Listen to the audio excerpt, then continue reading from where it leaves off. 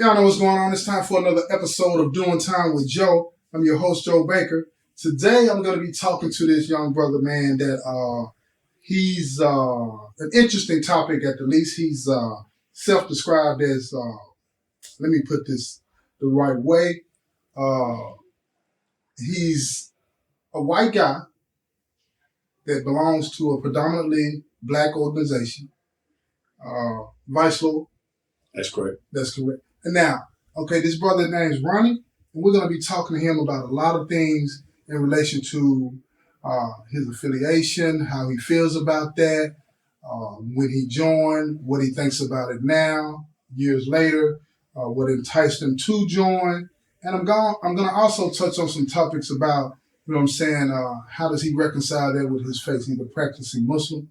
And we're going to be getting deep into that, right? So I really hope that y'all enjoy this show and sit back, y'all, because this is going to be a good one.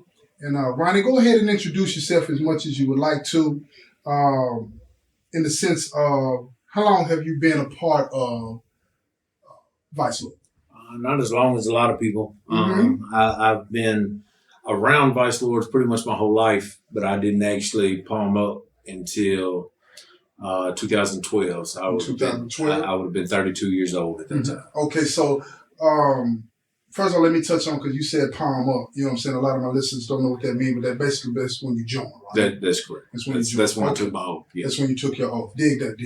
Now, you say you've been around Vicelords your whole life? My whole life. I mean, you came to prison. Well, not for my whole life. Okay, go ahead. For the majority of my life. I'm sorry. For the majority. For the majority of my life, I'm an older, middle-aged, but since about 17 years old, right, I've been around Vicelords in various chapters of my life. In your life, right? So tell me, what was it that at 17 that made it attractive to you? I mean, I understand that you were around it most of your life, so it had to be something that drawing you to it at that time. So what was it that made you, as you say, palm up? Well, to be honest with you, it wasn't so much that it was attractive, because at really 17, I was probably around Vicelord before that too. But it really became a prominent thing in my life around that time, because most of the people I was associating with on the street were affiliated. Yeah. And they were affiliated one way or the other. And I mean, to be honest with you, when I was young, I was enamored a little bit by the appearance. Vicelord always, to me, everybody that I was hanging out with, they had the money, they had the clothes, right, always sharp pressed, creased, you know what I'm saying? That's always. And that was attractive to me, because there were a lot of other gangs and even other organizations that were less put together. I'm not going to say sloppy, but less put together. Anyway, and that was an attractive aspect to me. But to be honest with you, I wasn't really involved enough to want to join. Yeah. They were just around. They were people I did business with, people I hung out with, people that were in my life. Yeah. And just for the sake of my audience, all of y'all that listen to the show, y'all already know I'm a former gangster disciple, so it's not going to be any beef in here today. You know what I mean? But, y'all know I laid that lifestyle down. But I find it interesting that we could sit and have a conversation about this, you know what I'm saying, openly, honestly about it, and not have a problem with it. But let's say, so the time that you, when you joined, tell us what that was like. Who asked you, or did you ask them? What was that like for you? Particularly, because you told me, well, from what we were just talking a few minutes ago before we started, you said you are a white man in a predominantly black organization, right? So I'm assuming, and correct me if I'm wrong, that the individuals that you were around were people of color, right? Most definitely. Black and brown. Okay, so what was it that made you feel like this is for me? Well, to be honest with you, I was never raised in the suburbs. Okay. I was brought up. My mom was a inner city school teacher. Okay. She was married to a man for a while and then was divorced. Okay. And so she did the single mom thing for a while. And we were in economically challenged neighborhoods in the city that I grew up in. Okay. And it was, it's just the people that were around me, you know? Yeah. And so I grew up not really caring anything about color. And not, to be honest with you, I was identified and introduced as a white man, and I do appear white, but I don't really identify with being white per se. I'm just a man. I got you. I'm just a man. So you don't even acknowledge that aspect. And I don't. A lot of folks drop N words even playing, and they describe themselves in color. And I'm a man, and I see men, or I see people who are not men. Right. There are a lot of people that are not men. Right. That are male but are not men. I see. But you can't ignore, I would hope that you would realize that you can't ignore the fact that race does have it has a heavy, it does. Yeah, and especially in this life. Absolutely. Especially in this life. Absolutely. Because so how did you navigate that? As being a white dude. For the conversation. For the conversation. As being a white dude. Right. I'm expected off the top to go harder, deeper, faster. Yeah. And that's why I'm Vanguard. Yeah. You understand? Yeah, I'm a traveler. I'm a traveling Vicelord. I got you. And we're the Vanguard. But you asked me before how I came into this organization. Right. The person that I found out, I came to realize later, was grooming me to become Vicelord. It's actually another white dude. Okay. And it was somebody that I was close to. Yeah. It's somebody I'm still close to. Absolutely.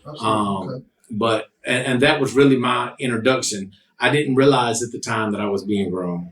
I was told later that I was being groomed. Yeah. You know what I'm saying? Yeah. And as a matter of fact, the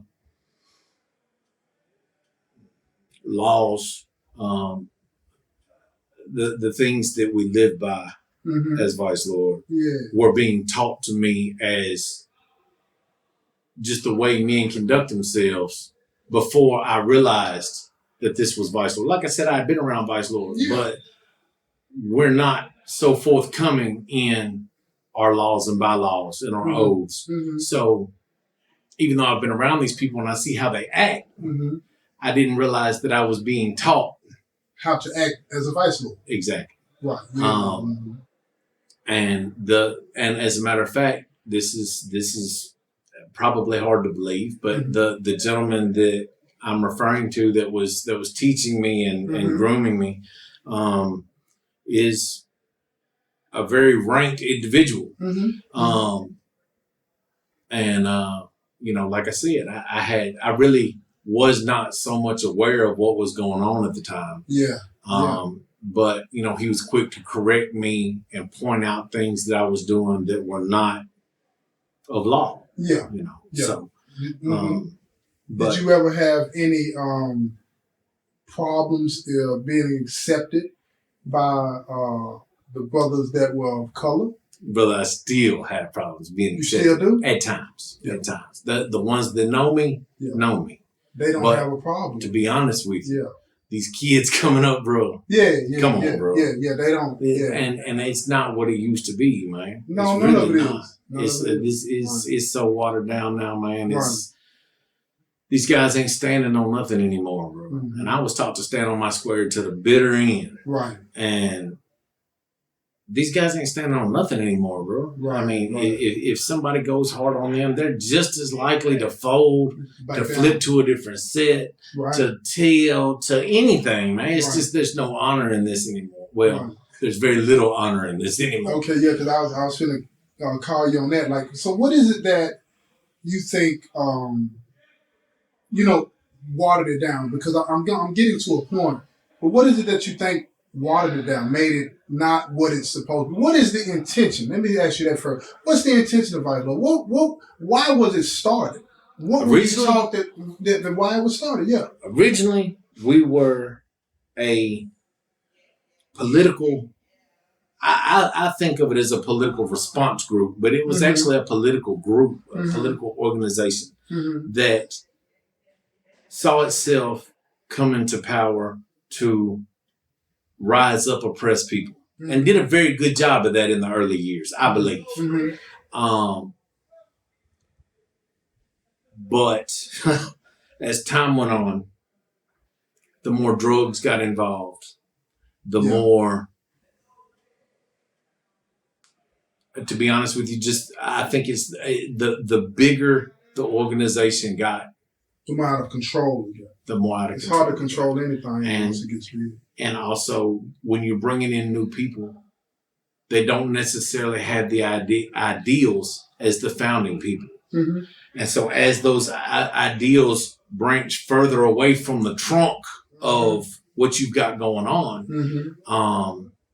the more watered down it becomes as overall. And then when I have my friend or my brother or my cousin come in and lives outside the law, I'm more likely to, give him a pass on that behavior than hold him to the oaths that he took. Right. And that too waters things down, because if I'm a third party looking in, even as another Vicelord brother, and I see you not holding him to the same standard you hold me, and trust me, as being a white man in this organization, I'm oftentimes held to a different standard as others. But that being said, when you see someone being held to a different standard, well, why? Right. Do the laws seem like they should be followed as strenuously? Period. Yeah. I get that too, right? I understand that when I was in rotation, you had a lot of that. You know what I mean? In GD, when you are from a particular city, if you're not from a particular city, like if you're not from Memphis, it's you're seen this way or that way. If you're not from Nashville, vice versa. You know what I'm saying? All of that kind of stuff. So I understand what you're trying to say with that. I just I come to the realization that even though I met a lot of good people, man, in the org, and some of them I still call my friend to this day. But I want to focus on the ideology of it, right? Because the ideology of it sounds good. It sounds good. And like what you said about Vicelord, GD has a lot of positive aspects that are written down and pronounced. But in actuality, it's the opposite of that. And all the brothers that listen to my show, y'all know what I'm saying, what I've been saying, so I ain't about to tripping. But how do you reconcile that with Vicelord? Because if Vicelord was doing what it was founded to do, then like GD, you know what I'm saying? If GD was doing what it was founded to do, you know what I'm saying, and what some say it was founded to do, I think things will be better for people that are oppressed. You know what I'm saying? The same with Blood, the same with Crip. You feel what I'm saying? Wholeheartedly, yeah. So how do you?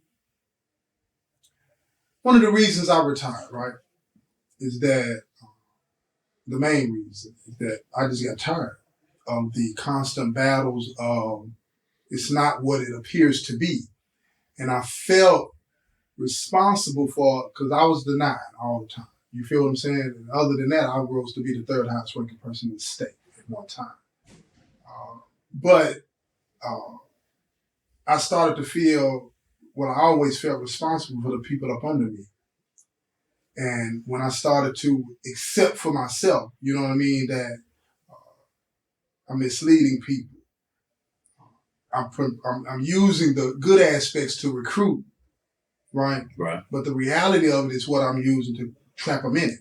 You understand? I always say that it's the myth of GD that attracts people to it. It's the reality that traps them in it. So how do you know what I'm saying, as somebody that's still active, how do you deal with that aspect of it, of knowing that it's not what it was intended to be, and you still choose to represent or propagate the ideology that you learned? That's a hell of a question. Well, I will say this. I'm not one to get high. Okay. I don't. Okay. I don't mess with drugs. Now, on the street before prison, I did. Yeah. Both sell and get high. Yeah. But I don't do that. Okay. As a matter of fact, whenever, in all honesty, when it comes to, I don't actively recruit at all.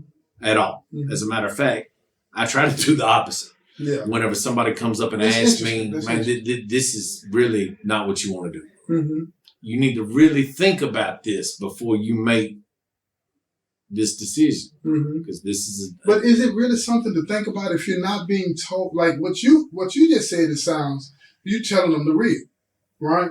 But you and I both know when you're recruiting, you paint a real pretty picture, brotherhood. You know what I'm saying? Love for each other. You know what I'm saying? And we got these rules. We function as an organization. Blah blah blah blah blah. We paint a good picture. We put the best face forward. Of course. Right. You have to. You got to sell that dream. You're selling a dream. So again, how do you reconcile that? Because I get what you're saying. You don't get high. You don't do this. You don't do that. You don't actively recruit. You're talking about the things that you don't do, right? And I'm talking about how do you reconcile the organization? I can't reconcile for another man. And this organization is made up of many, many, many men. Yeah. And I can't reconcile for another man. What I do, like I've mentioned before, I'm a man. I try to be a man of my word. Right. So when I give an oath, I keep an oath. Right. To the best of my ability. Yeah. So therefore, I am Vicelord.